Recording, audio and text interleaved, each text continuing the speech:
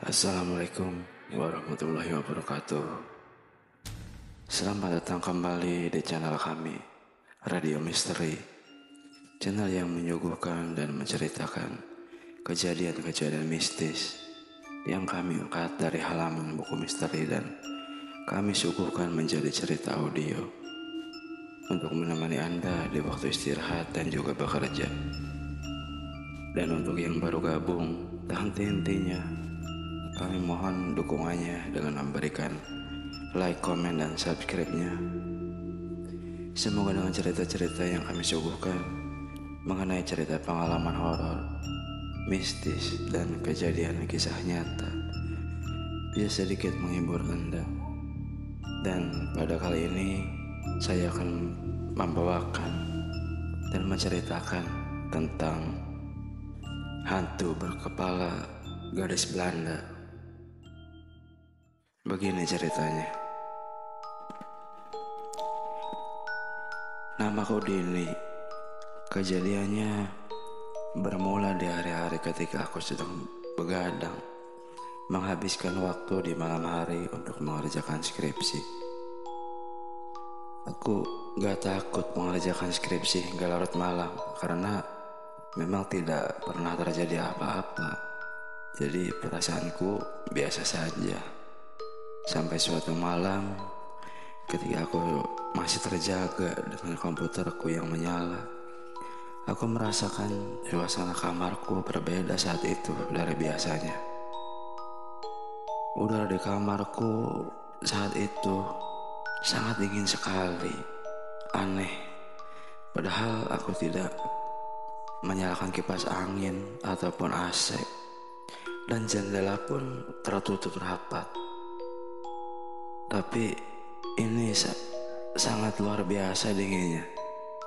Aku beranjak dari karpet, lalu mengambil selimut dan duduk di depan komputer untuk melanjutkan ketikanku. Udara dingin seakan menusuk tulangku, dan itu semakin menjadi dan membuatku semakin menggigil.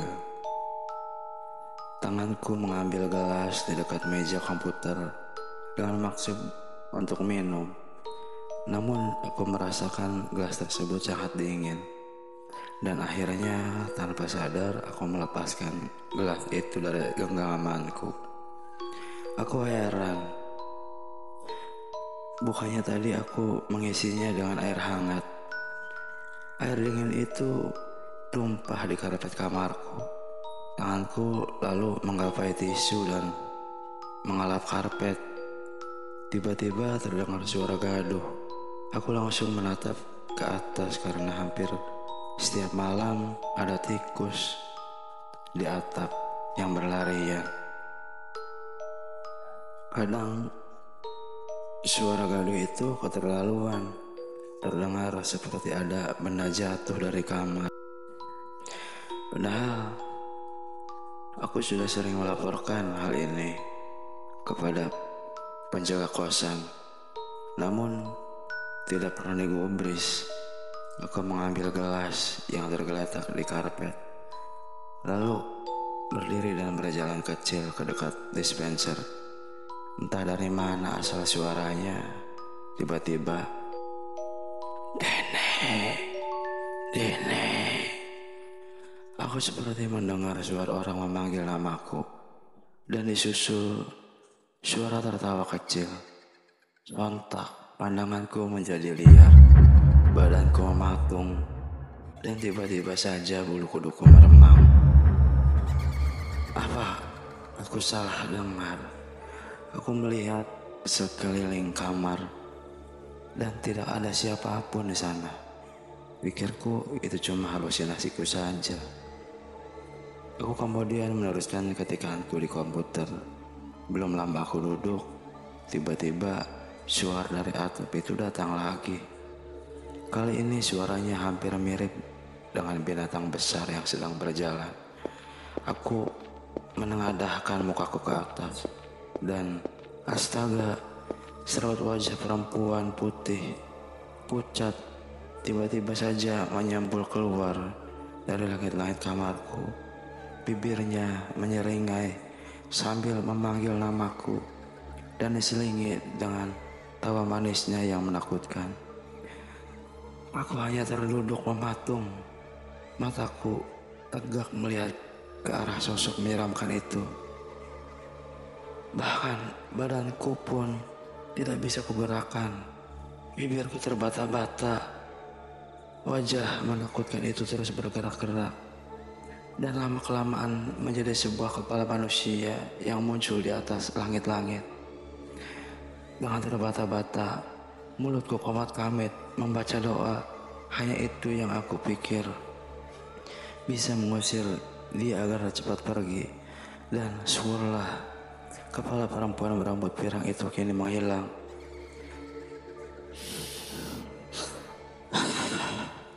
Aku menarik napas dan menenangkan diri. Keringat dingin bercampur dengan ketakutan. Aku hanya mampu duduk terdiam, lemah dan tak berdaya. Badanku gemetar. Di pikiranku masih terbayang bagaimana sebuah kepala menembus langit-langit kamarku. Dalam kepanikan itu, tiba-tiba terdengar suara gemuruh yang sangat keras dari atas atap kamarku. Suaranya hampir mirip seperti tikus berlari. Atau jangan-jangan selama ini bukan tikus yang berlarian di atas kamarku, melainkan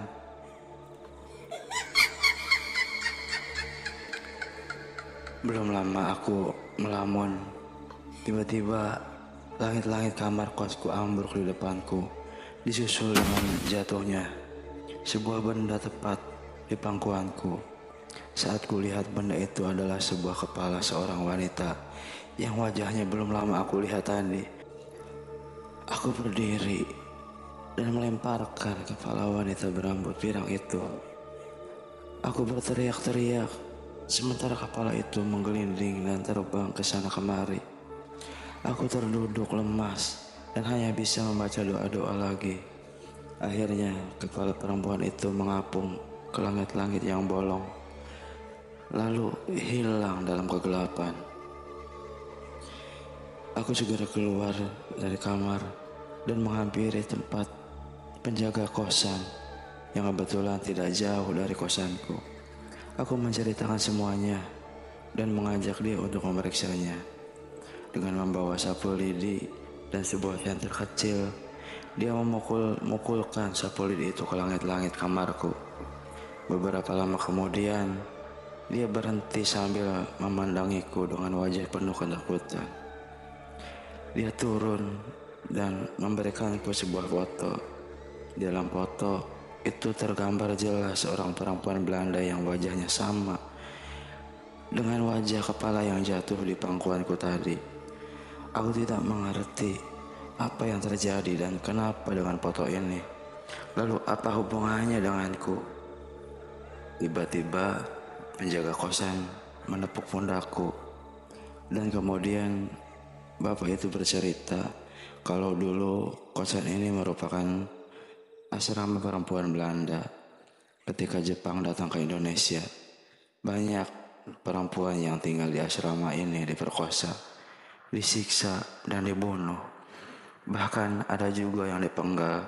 Kemudian asrama ini dibakar dan dibangun kembali, sehingga banyak di antara mereka yang jasadnya masih terpendam dan menjadi arwah penasaran. Aku hanya terdiam mendengar hal itu. Yang ada dalam pikiranku, jadi selama ini yang membuat gaduh di atap kamar kosanku itu bukannya tikus, melainkan kepala manusia yang dulu menjadi korban. Begitulah kisah Mbah Dini yang diceritakan kepada kami. Akhir kata, wassalamualaikum warahmatullahi wabarakatuh. Sampai jumpa kembali di episode dan cerita berikutnya.